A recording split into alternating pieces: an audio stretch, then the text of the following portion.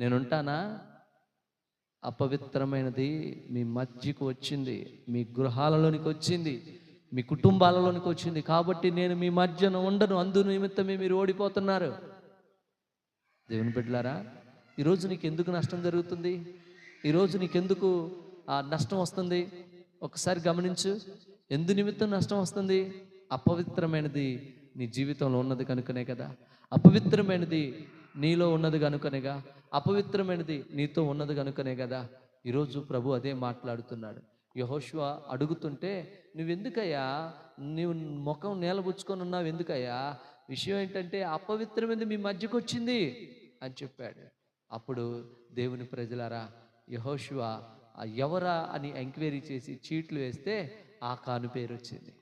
ఈరోజు దేవుని ప్రజలారా, ఆకాను జీవితంలో నుంచి ఒక విషయాన్ని మనం నేర్చుకోవాలా. చూడండి, ఈరోజు నువ్వు ఇంకా నష్టపోతావు.